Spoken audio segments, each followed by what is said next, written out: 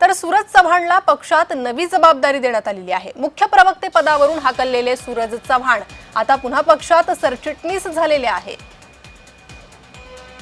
तर छावाचे गायकवाड यांच्यावर हात उगारल्याप्रकरणी आणि मारहाणी प्रकरणी त्यांची हकालपट्टी करण्यात आली होती। त्यानंतर अजित पवारांनी तडकाफडकी हा निर्णय घेत सूरज चव्हाण यांना पदावरून काढलं होतं। मात्र आता पुन्हा एकदा त्यांना पक्षात महत्त्वाचं पद दिलेलं आहे। पक्षात सरचिटणीस म्हणून त्यांच्यावर जबाबदारी आता देण्यात आलेली आहे। सूरज चव्हाणला पक्षात नवी जबाबदारी देण्यात आलेली आहे।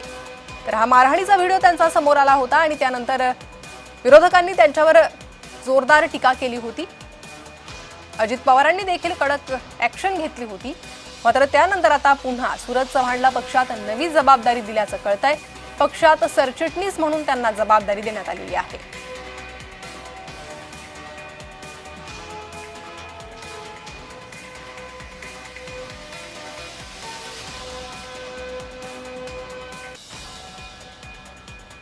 तर सूरज चव्हाणला आता पक्षात नवी जबाबदारी देण्यात आलेली आहे। मारहाण करणारे सूरज चव्हाण आता पक्षात सरचिटणीस असतील, त्यामुळे आता अनेक प्रश्नचिन्ह उपस्थित झालेले आहेत।